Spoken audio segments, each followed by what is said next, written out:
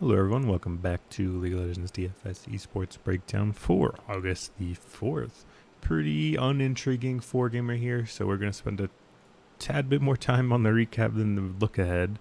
So obviously, pretty insane night last night. We had the LSB upset over Dom1, and then Gen G got things done pretty swiftly against Guangdong. And then over in the in the LPL, pretty similar story here. We had TT barely slide out the 2-1 win over LGD, and then JDG got the solid 2-0 over Weibo. So, 4-0 again day on the day. I believe that maybe is like 3 days in a row. Maybe I think we've had a pretty much a perfect day. Very, very, very strong stuff.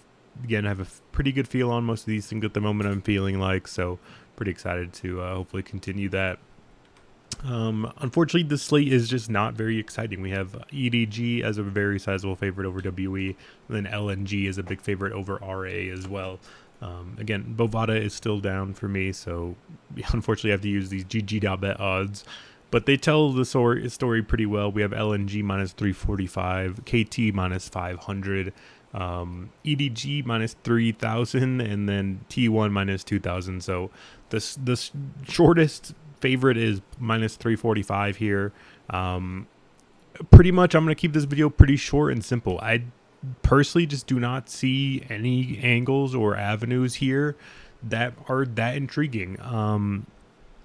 I do think EDG get the job done versus WE. Obviously, we've seen WE have a couple of decent games, but that was against much lower level competition.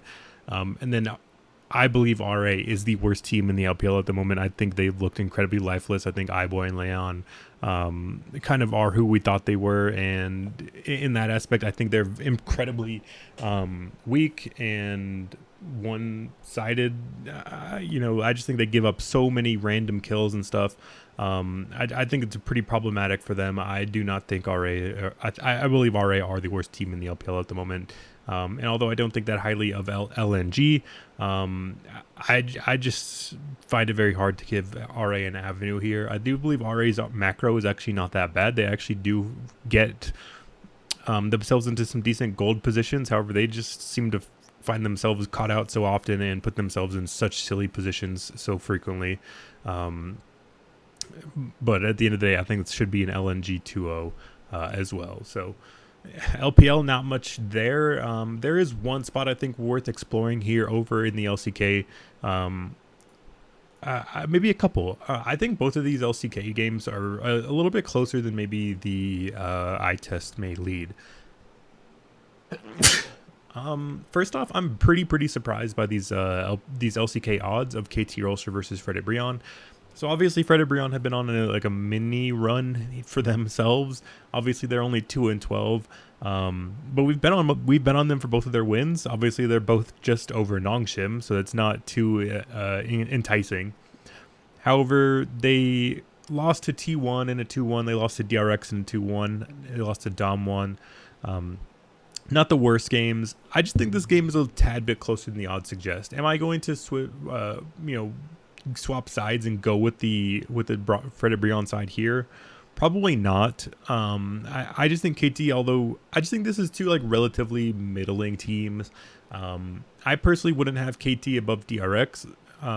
So if I'm looking at this in the league standpoint, we have Gen G, T1, LSB, probably Dom1, then DRX, or probably KT, then DRX, then Dom1. I don't know, something like that. But I think Fredit Brion have been playing a little bit better than the 7th and 8th spots. So I think if we have Fredit Brion as the 7th best team in the league, and then we have KT as the 5th or best team in the league, I think we're looking at a relatively close series here. And I think if at a minus 500 price tag, I just feel like the Fredit Brion side has a little bit of value here. Do I see Fredit Brion going in to win this series? Probably not. That's going to be pretty much the difference maker here. Is I think this is probably close. I'm probably just going to have no side of it. But as I kind of bring up the stats here, We're looking at two pretty slow LCK games and then two pretty up-tempo LPL games. The LPL is definitely ramping up pretty quickly. We're seeing the totals rise up into the 25s, 26, 27s area. And then meanwhile in the LCK, we're still sitting around the 20, 21, 22 for the most part. So pretty heavily favored towards the LPL. I find it very hard to get any avenues other than these these LPL favorites here on this slate. Honestly, for we've been killing it the last few days. The last, again, I think 2, maybe 3 videos now. I don't think we've had like an incorrect pick, or if we've had a bad pick, it was something with very low confidence, and I don't think it's been in our lineups that much either. So honestly, my initial advice or a glance is to probably just take the night off. This is honestly on the same level as a 2 gamer for me. I would personally just recommend legitimately just not playing the slate. I don't see many avenues, and I don't want to just chop up these weird slates and these prize pools, and I just don't want to get into this whole mess of like, oh, I had the wrong combo, so I didn't make any money, and I don't want to, if you pick the wrong top laner and you have the wrong combo and you lose out by like 6 points, and that's the difference between like chopping first place with 80 people versus getting second place, which is like a double up or something. Like, it's just not worth messing with. I don't find any avenues here that are too interesting. I do think this is probably just an all 4 favorites 2-0, maybe 2-1. Again, I do think that these LCK games are a tad bit closer than it looks. Again, I think this KT versus Fred Brion is actually pretty close. However, from a DK standpoint, at least, I don't see that much interest. I do think on a money line or I just think on the money line, or maybe like the plus, what is it, plus 1.5 at plus 102. If you can find a number like that, I'd be pretty pleased with that. I think this is a relatively close series. Like I said, I think KT is like a relatively middling team. I do think Fred and Brion are on the lower end of that middling tier. So I do think this is pretty close. I think those odds are a little bit crazy in my opinion. But at the end of the day, T1 versus Hanwha, I do think T1 have been kind of floundering a little bit as of late. So I don't think that'd be the craziest thing to look at this Hanwha gigantic underdog and mess with it a little bit. I just think Hanwha are just really, really bad. I just don't want to mess with them at all.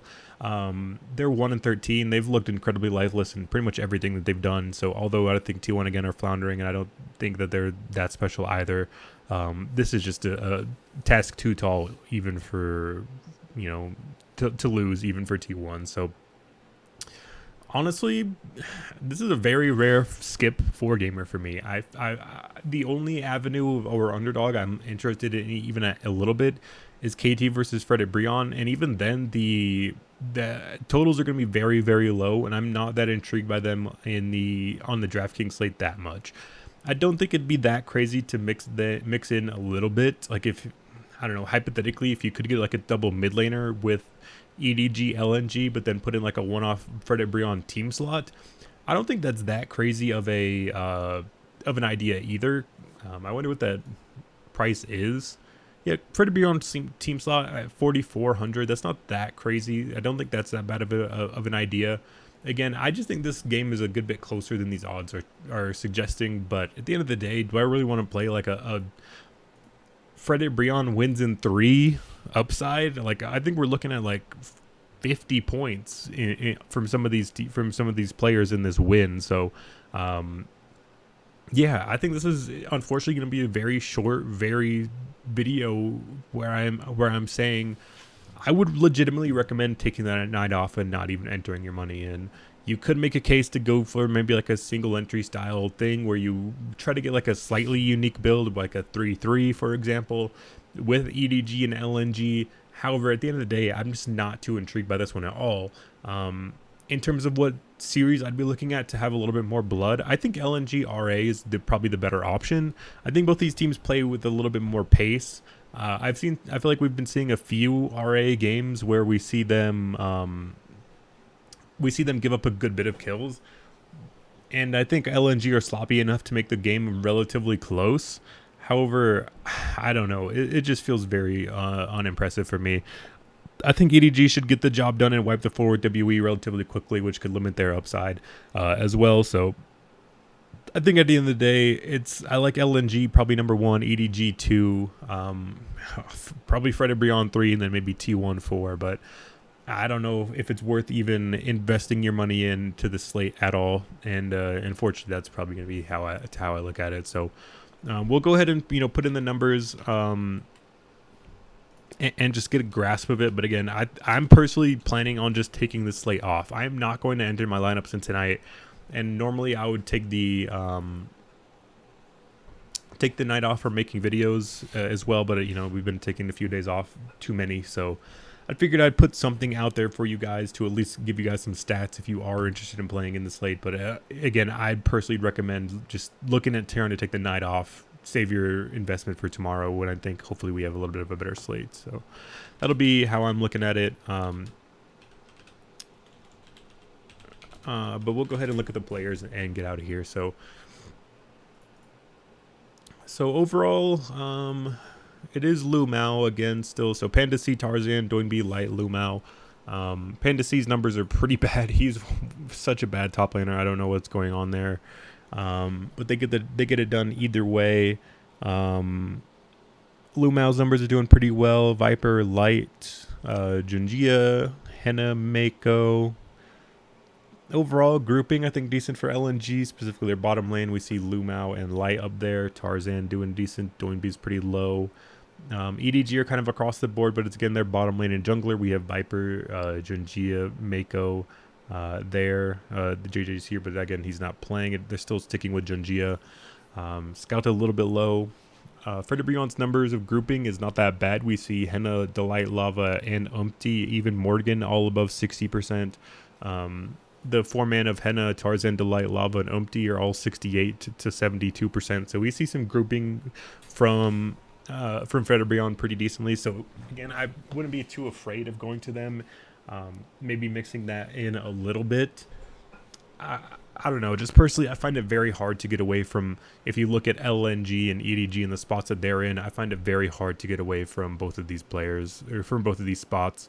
But again, if there was a dog I would take the shot on, it would be Fred Brion here. But yeah, I don't want to spend too much time kind of talking in circles here and wasting your guys' time. I think ultimately at the end of the day, this is a skip for me, just a skip on the whole slate. I don't really like anything other than these favorites to get the job done 2-0 outside of this KT Fred Brion series. But even then, I think KT are slightly bit better than Fred Brion. So I think most likely we see a KT 2-1 over Fredit, a T1 2-0, an EDG 2-0, and an LNG 2-0. And it's just going to come down to you getting like the right random combo of players. And at the end of the day, I don't want to play on slates where it's just kind of gambling. At the end of the day, I would prefer to at least have a feeling like I have an edge. I think on this one, I certainly do not feel that way. So yeah, that'll be it for me tonight. Again, kind of a short video. It is what it is, but I don't want to waste your guys' time with just talking. So I will see you guys all again tomorrow. Hopefully we have a real slate tomorrow. I think hopefully we have some closer games, and we'll go over that then. So I will see you guys then. Thank you guys for tuning in, and yeah, best luck if you guys are playing.